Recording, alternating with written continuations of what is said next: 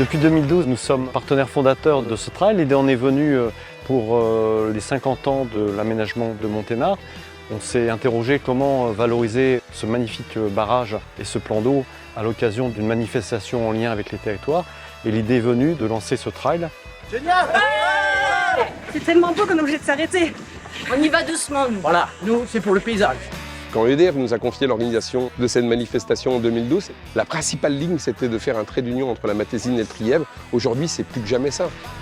C'est dur, mais c'est plaisant et les paysages sont dingues. Et depuis, on a le plaisir de voir que c'est un événement qui a pris de l'ampleur, qui a une portée nationale. Et on s'inscrit année après année dans ce partenariat. C'est la première année. J'appréhende un peu parce que c'est mon premier trail. L'usine qui est au pied de ce barrage est en capacité de fournir l'équivalent de la consommation de la ville de Grenoble en 3 minutes, en toutes circonstances. C'est aussi surtout une source de production renouvelable, sans émission de CO2, et en cela, elle est unique. On est à l'image de cet outil industriel. On est éco-responsable, on fait attention. Ça fait partie de notre ADN, c'est ce qu'on aime. Ça fait partie de notre conception de l'événementiel.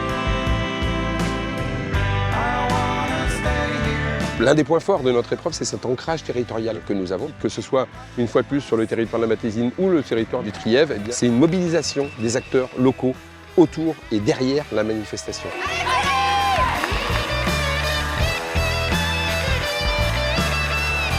Les montées, les descentes, le paysage, merveilleux. On voudrait pas être à leur place. Merci pour le regard.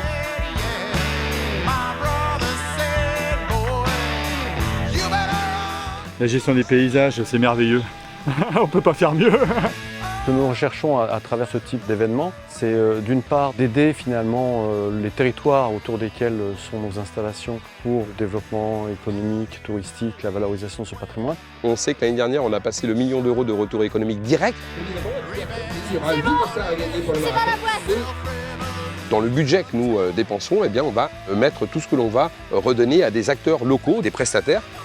Plus de la moitié de nos participants viennent dans le cadre d'un séjour sur cette manifestation, donc ils vont ramener une économie évidemment sur les territoires.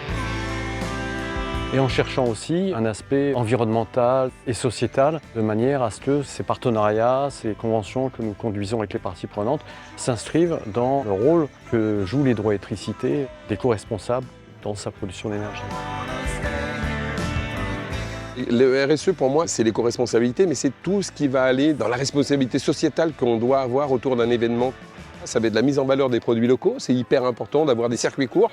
Depuis l'année dernière déjà, on avait essayé d'éliminer bon nombre de bouteilles. Là, on est allé bien au-delà de ça. On ne veut plus de plastique sur cette manifestation. Sur les points de ravitaillement où on n'a pas d'arrivée d'eau potable, eh bien, on a fait venir une tonne à eau.